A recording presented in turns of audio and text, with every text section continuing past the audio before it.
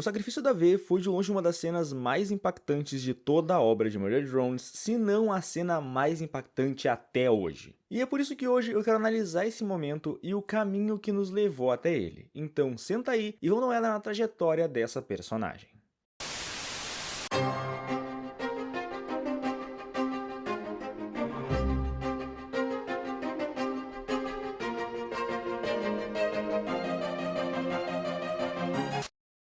Para começar, vale citar que para esse vídeo não importa se a V morreu de vez ou não, porque no fim do episódio 6 ficou mais do que claro que ela estava disposta a se sacrificar pelos seus amigos, e nesse vídeo eu quero analisar o caminho que levou até aqui e o principal motivo de ela ter tomado tal decisão. Vamos começar pelo que nos foi revelado nos flashbacks. Originalmente, a V era só uma drone operária que trabalhava na mansão da Tessa, sendo claramente uma das drones da garota. No tempo que passou na mansão, ela viveu uma vida comum e sem maiores problemas. Aparentemente, pelo menos, né? Eu imagino que o pai da Tessa não tenha enfiado um garfo na cabeça dela como fez com esse coitado aqui. Que imbecil programou vocês? E em algum momento ela não só conheceu o N, como também acabou desenvolvendo claros sentimentos por ele, algo que ficou bem óbvio pra gente já no segundo episódio. Mas infelizmente ela parece ter deixado esses sentimentos de lado ou esquecido boa parte deles por conta da Cyn ter apagado a sua memória. Maldita parasita lacraia gigante. Eu sei que não é bem a Cyn, é o solucionador barra uma doença bem filha da puta, mas ainda assim maldito solucionador. Com o passar do tempo, a V acabou sendo enviada para Cooper 9 juntamente com o N e a J, ou um clone dela, vai saber, e ficou lá cumprindo a missão de matar tudo que encontrasse no caminho e construir a pilha. Nesse ponto dá pra ver que a relação dela com o N não parecia ser das melhores, já que enquanto ele claramente gostava dela, ela acabava por... Mas intensa na noite de hoje. Ai, caramba! Quem é você? Tá de boa, eu sou o N. Mas eu sei que é difícil de lembrar de uma letra só, né? Digamos que as coisas estavam bem diferentes de como eram na mansão. Beleza, agora que vimos isso, vamos começar a ver os acontecimentos dos episódios relacionados a V até chegarmos no momento atual, vulgo episódio 6. No primeiro episódio nós conhecemos a V e vimos que com relação ao N, ela não era lá a pessoa barra drone barra personagem mais agradável da história. Se bem que para pensar entre ela e a J, a V realmente era a mais agradável, afinal ela não ameaçou o N, pelo menos não que a gente tenha visto. Por não ter sido extremamente ferida no fim do episódio 1 e acabado como a J, a V acabou demonstrando nos últimos momentos do episódio 2 um pouquinho de preocupação com relação ao N. Não muita, não de maneira amigável e calorosa, mas demonstrou preocupação. Preocupação essa que foi bem mais do que demonstrada no episódio 3, porque nele a V estava disposta a proteger o N mesmo que para isso ele passasse a odiá-la.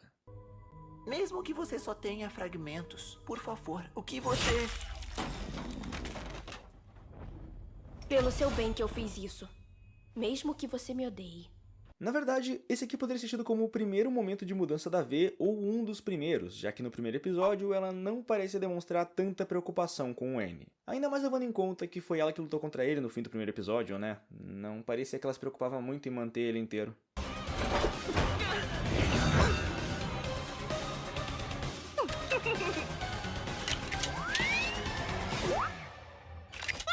Minha mente pensou besteira! Esquece o que eu fiz! Oh shit, here we go again. Olhando agora, só eu que senti uma vibe Moxie vs Striker quando vi o modo como o N desviou a atenção da V? Oh, harder!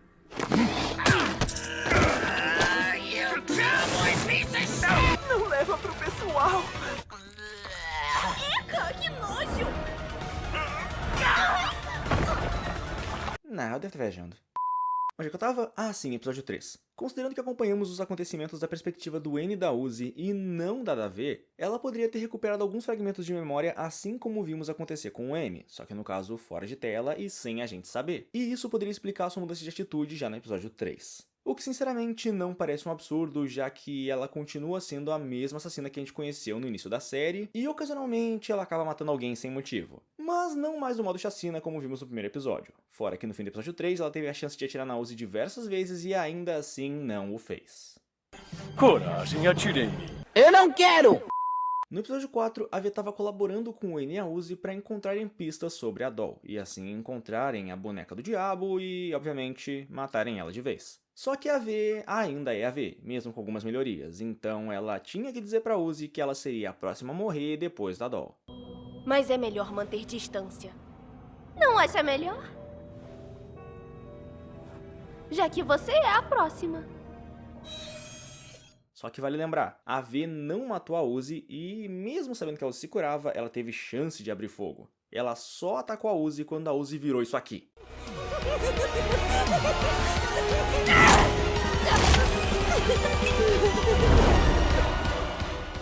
E sinceramente, nesse ponto ninguém pode culpar a V por atacar a Uzi nesse estado, até porque ela já devia ter boas lembranças do que a Sin tinha feito na mansão e qualquer um atiraria sabendo o que a Sin era capaz de fazer e no que a Uzi podia estar se tornando. O episódio 5 foi de longe um dos pontos mais relevantes para toda a mudança que a V veio sofrendo com o decorrer da obra. Até porque foi nesse episódio que ela não só recuperou as memórias do passado, como também reviveu os acontecimentos dele. Com algumas alterações, claro, mas ainda assim os reviveu e com direito às memórias e emoções que tinha naquela época.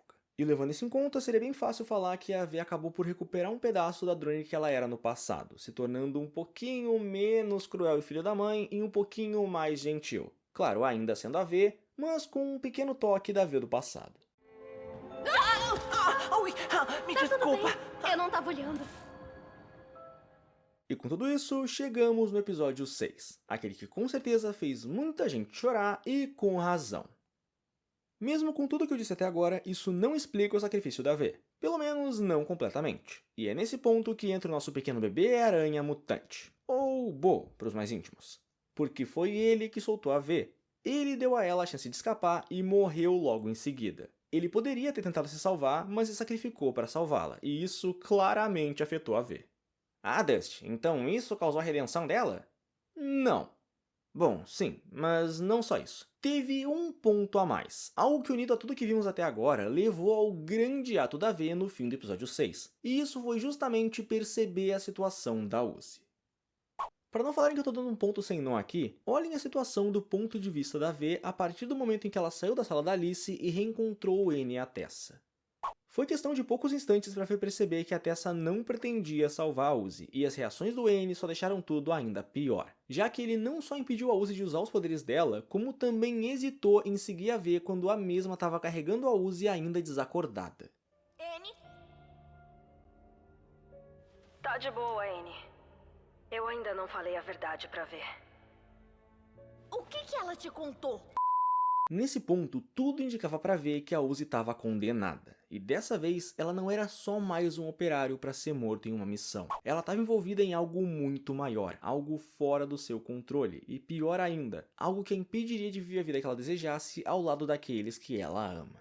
E foi justamente esse último ponto que motivou o sacrifício da V. Pelo menos ao meu ver. Até porque a situação na qual a Uzi se encontrava, sendo impedida de viver a vida dela e ficar com quem ela amava por causa do solucionador, é praticamente a mesma coisa que aconteceu com a V no passado por causa da Sen.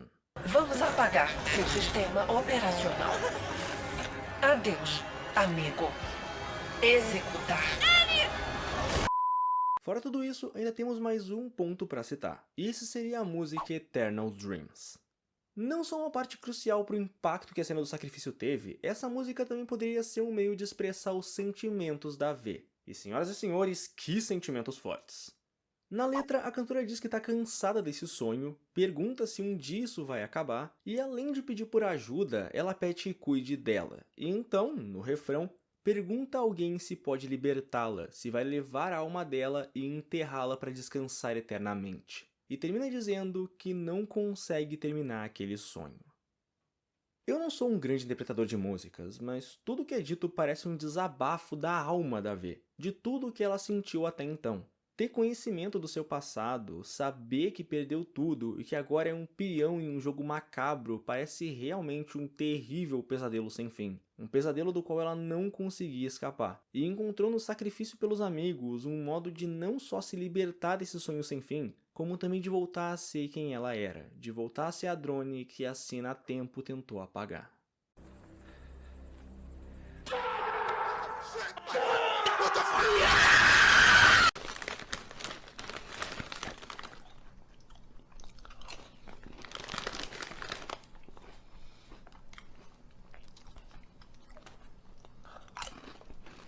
No fim, o sacrifício não foi um ato tirado do nada. Cada episódio contribuiu para a mudança pela qual a V estava passando, e olhando para tudo isso, o sacrifício da V se torna uma cena ainda mais pesada. Porque ela não só salvou seus amigos, ela se sacrificou para dar a Uzi aquilo que ela não pôde ter, podendo ser uma vida ao lado daqueles que ama, caso consiga se salvar, ou ter os seus últimos momentos ao lado daquele com quem ela mais quer estar.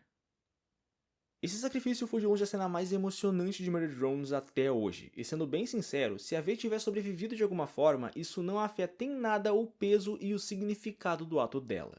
Mas se ela realmente tivesse sido destruída na luta contra os sentinelas e por algum motivo não foi capaz de se regenerar, então o mais provável é que nós não a vejamos de novo. Porque mesmo que hajam clones ou backups dela, isso não é o mesmo que voltar dos mortos. E um clone não necessariamente teria as memórias e experiências de tudo que o original viveu. Então mesmo que tivéssemos um clone, ele não seria a nossa V. E quando levamos em conta a cena do sacrifício, todo o impacto e peso que essa cena tem, fora toda a sua construção, o mais provável é que ou a V tenha conseguido sobreviver de alguma forma, ou que ela tenha partido de vez e finalmente se libertado desse sonho sem fim. Bom pessoal, por hoje é isso. Espero que tenham gostado da análise, deixem nos comentários e bora debater. Eu sou o Dust, e até a próxima aventura. Prestem respeito, homens, pois independente de qual tenha sido o destino dela, foi uma honra lutar ao seu lado.